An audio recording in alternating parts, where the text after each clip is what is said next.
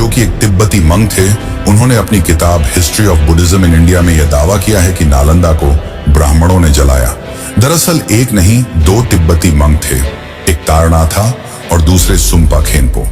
इन दोनों ने अपनी किताबों में लिखा है कि काकुत सिद्ध नामक के एक मिनिस्टर ने मंक्स के लिए एक सेरेमनी रखी थी, जिसमें दो हिंदू ब्राह्मण वहां भिक्षा मांगने आए थे, जिन पर वहां पढ़ने वाले कुछ मंक विद्यार्थियों ने गंदा पानी फेंक दिया और फिर उनके ऊपर कुत्तों को छोड़ दिया।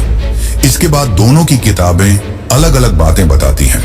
तारनाथा के हिसाब से गुस्से में आकर ब्राह्मणों ने सूर्यदेव को प्रसन्न करने के लिए एक यज्ञ किया और उससे कुछ जादुई राख निकली, जिसे उन्होंने नालंदा पर छिड़क दिया और नालंदा जल गई। वहीं दूसरे मंक सुम्पा खेनपो के हिसाब से उन्होंने कोई यज्ञ नहीं किया, बल्कि तुरंत ही गुस्से में आकर नालंदा को जला दिया। तो क्या यह सच है? इसका सीधा जवाब है नहीं। दरअसल इस किताब के लेखक तिब्बती मंक तारनाथा कभी भारत आए ही नहीं। इसका मतलब उन्होंने इसे अपनी आंखों से नहीं देखा। और दूसरी बात, उन्होंने यह किताब सन 1600 में लिखी, यानी घटना के 400 साल बाद। इसका सीधा मतलब है कि उन्होंने ये बातें सिर्फ कहीं से सुनी थी।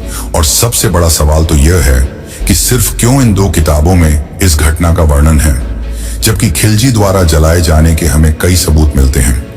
जैसे कि पर्शियन इतिहासकार मिन्हाजी सिराज की किताब तबकात-ई-नासिरी में लिखा है कि बख्तियार खिलजी ने बिहार के उस विशाल परिसर पर हमला किया, जिसमें नालंदा, उदंतपुरी और अन्य महाविहार शामिल थे।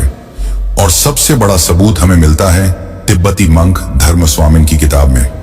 उनके हिसाब से वे खिलजी के आक्रमण के 40 साल बाद नालंदा आए थे। तब तक नालंदा पूरी तरह जल चुकी थी, लेकिन लगभग 70 भिक्षु बच गए थे, जो अभी भी नालंदा के आसपास ज्ञान दे रहे थे। और उन्हें इस घटना की जानकारी खुद उन भिक्षुओं ने दी थी, इसलिए यही सबसे प्रमाणित सबूत माना जाता है। लेकिन दोस्तों, नालंदा की कहानी यहीं समाप्त नहीं होती। अब आता है इसके पुनर्निर्माण की कहानी, कि कैसे इसे फिर से बनाया गया और 2024 में भारत के प्रधानमंत्री नरेंद्र मोदी द्वारा इसका उद्घाटन किया गया।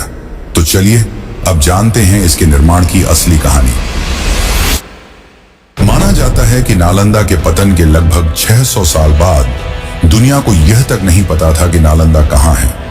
लोगों को बस इतना याद था कि कभी भारत में एक महान विश्वविद्यालय था, जो कहीं बिहार की धरती पर बसा था, पर वह कहां, यह किसी को नहीं पता था।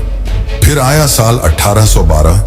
बंगाल प्रेसिडेंसी के सर्वेक्षण के दौरान एक Scottish surveyor Francis Buchanan Hamilton इस क्षेत्र में पहुंचे। उन्हें कुछ अजीब सी ऊंची टीलेनुमा संरचनाएं दिखाई दी। मानव निर्मित लगती थी, पर पूरी तरह मिट्टी में समाई हुई। वे समझ नहीं पाए कि यह क्या है, पर उन्होंने विस्तृत स्केच बनाए। यह नालंदा की रीडिस्कवरी की पहली रोशनी थी। फिर 1861 में भारतीय पुरातत्व के पिता अलेक्जेंडर कनिंघहैम ने ब्यूकेनन की रिपोर्ट को पढ़ा और उसे चीन के यात्री शुआनजंग के ट्रैवलॉग से मिलाया। शुआनजंग ने नालंदा के चारों ओर की दूरी, गांवों, तालाबों और स्तूपों का बेहद सटीक वर्णन किया था। कनिंघहम ने वैज्ञानिक तरीके से इन निशानों को जोड़ा और ऐलान किया, दिस इज नालंदा, यानी दुनिया की सबसे महान विश्वविद्यालय फिर से खोज ली गई। लेकिन नालंदा के असली रहस्य उजागर हुए 1915 से 1938 के बीच, जब आर्कियोलॉजिकल सर्वे ऑफ इंडिया ने इस स्थल की खुदाई शुरू की। जॉन मार्शल, स्पूनर और हीरानंदा सस्त्री जैसे पुरातत्वविदों ने नालंदा के विशाल अवशेषों को परत दर परत खोला और खुदाई में निकली जली हुई ईंटों की मोटी परतें, टूटी मूर्तियां, गिरा हुआ स्तूप, जलाए गए विहार, 8 विशाल कैंपसेस, 300 से अधिक rooms, hostels, meditation halls, lakes आदि, जिससे यह पूरी तरह साबित हो गया कि यह नालंदा विश्वविद्यालय ही है। इन खुदाइयों ने दुनिया को बता दिया कि नालंदा कोई किंवदंती नहीं, एक विशाल वास्तविक विश्वविद्यालय था, जो अपनी महानता में आधुनिक यूनिवर्सिटीज से भी आगे था। अब समय में आगे आते हैं। जब प्राचीन नालंदा की राख 20वीं सदी में सामने आई, तो दुनिया हैरान रह गई और 21वीं सदी में एक सपना जन्मा। क्या नालंदा फिर से जीवित हो सकती है? यह सपना पहली बार बड़े पैमाने पर उठाया भारत के मिसाइल मैन और पूर्व राष्ट्रपति डॉ. APJ अब्दुल कलाम ने। 2006 में उन्होंने एक भाषण में कहा, India must revive Nalanda as the world's central hub of knowledge. उनकी दृष्टि थी कि नालंदा फिर से एशिया का इंटेलेक्चुअल सेंटर बने, जैसा 1500 साल पहले था।